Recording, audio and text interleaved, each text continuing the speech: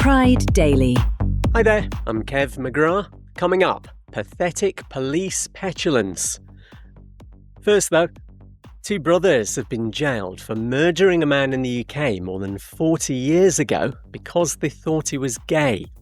Anthony Littler was 45 when he was twice hit over the head with a weapon in a dark alleyway in North London in May 1984. 57-year-old Michael Stewart and Anthony Stewart, who's 60, had a twisted hobby of robbing men they decided were gay. As far as we know, Anthony Littler wasn't. This is Michael getting arrested. I'm not a murderer. I didn't have nothing to do with it. I was 14. I don't care. Stop talking now. I was 14 years old when this happened. Listen. I lived at home with my mum. Let's do this in pieces. The killers were finally caught after the younger brother, who wasn't involved, told police what they'd done after falling out with the pair. Michael Stewart's got 10 years in prison, while Anthony Stewart's locked up for 15. Prosecutors say the murder was a hate crime. Pride Daily. Next, there's a push in the Philippines to make it easier for transgender, intersex and non-binary people to get legal recognition. A proposal for a new law has been submitted to Congress there, which would allow official documents to align with a person's lived gender identity. Basically, it would cut out the need for expensive court proceedings that take ages. Pride Daily.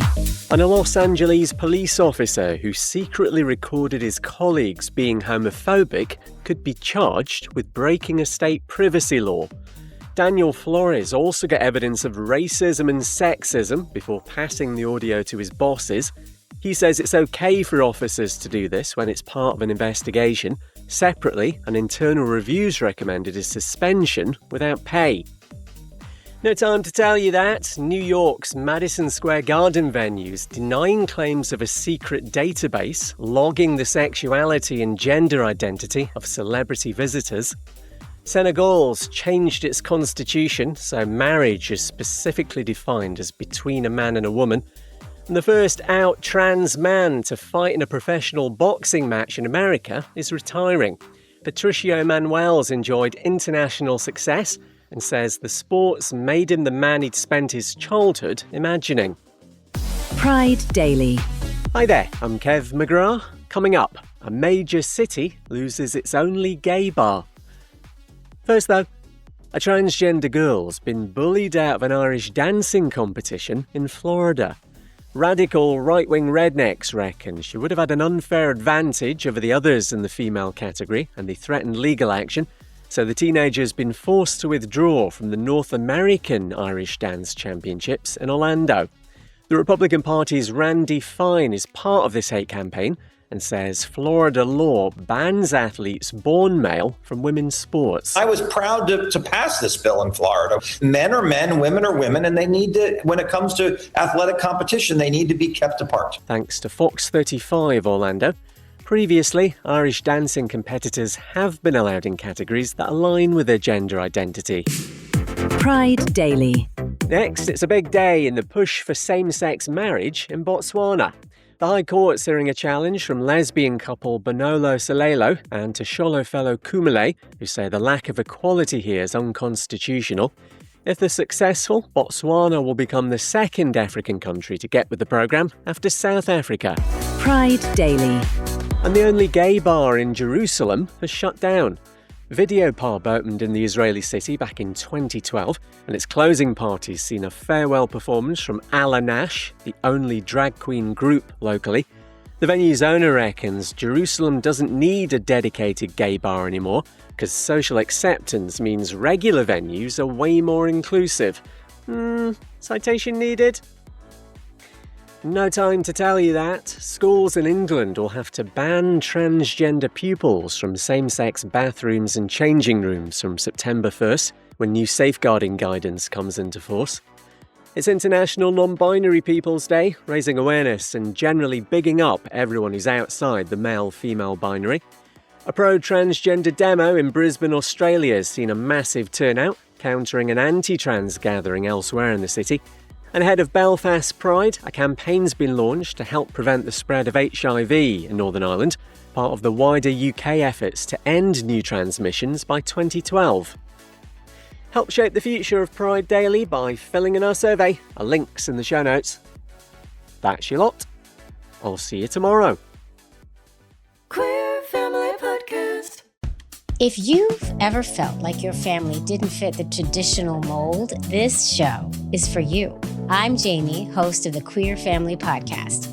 And every week we highlight LGBTQIA+ families and the beautiful, unique ways we build and show up for our families in a world that wasn't designed for us. We celebrate, highlight, uplift, and normalize queer families because our stories deserve center stage. New episodes every Monday. Listen wherever you get your pods. Love is love on the Queer Family Podcast. Love is love.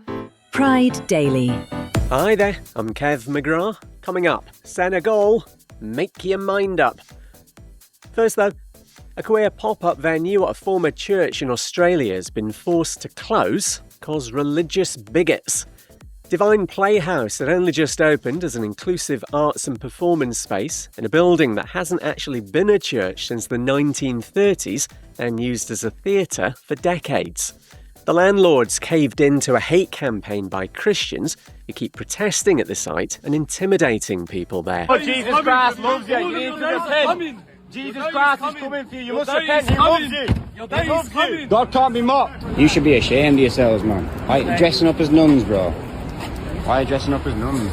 Who do you think you are? Who do you think you are, you indoctrinated insufferable? The God-botherers have complained of hateful blasphemy, and if anyone knows about hatefulness, it's them. Concerns have been raised that Christians and the radical right culture war cohorts, who are now all over this, can get to prevent the existence of queer spaces.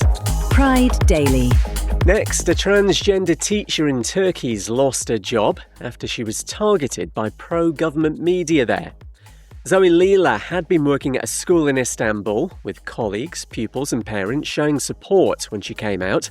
But media sucking up to the very anti-LGBTQ+ government there have stirred up a ton of hate, and the upshot is her contract's not being renewed. She now plans to get legal. Pride Daily. And after Senegal changed its constitution recently, so marriage is specifically defined as between a man and a woman, well, forget that. The amendment's been blocked on some kind of technicality. Basically, there's a wee bit of a power struggle going on between the President and the Speaker of the National Assembly, which is leaving things up in the air for now. Pride Daily. Hi there, I'm Kev McGrath. Coming up, big support for queer rights in Ukraine. First though, did you know that LGBTQ+ people want to destroy the human race? It's a wonder we've got time to do anything else. Have a listen to Imam Sheikh Ammar Siddiqui preaching at a mosque in London. The LGBTQ sort of motive, the agenda, the purpose of that is to destroy the human race. Why? Because you cannot produce. You cannot preserve the human race. The sermon's from 2023, but it's gone under the radar till now. Siddiqui also appeared to support the execution of queer people in Islamic states. Muslim rulers, they make that decision of the punishment, and they apply the punishment. Does that make sense?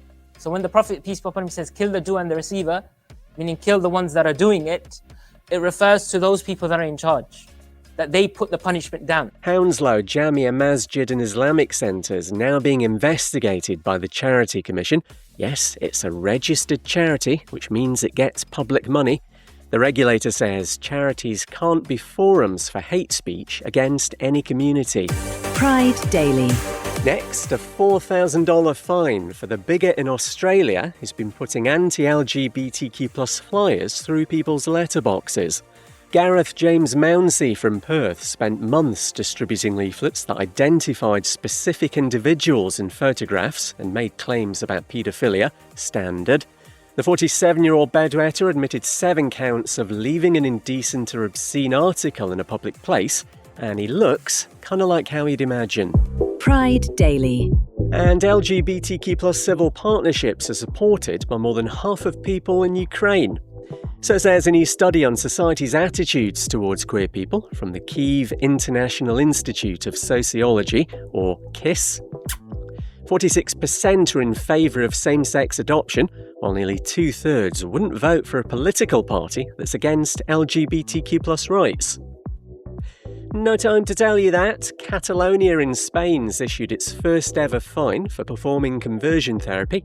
And gay pro football player Josh Cavallo signed for the UK's Banbury United, also known as the Puritans. Pride Daily. Hi there, I'm Kev McGrath. Coming up, goodbye, Nick and Charlie. No! First though, a little Friday treat. Let's have a right good laugh at yet another homophobic, Bible-bashing bonehead. Religion is the new comedy.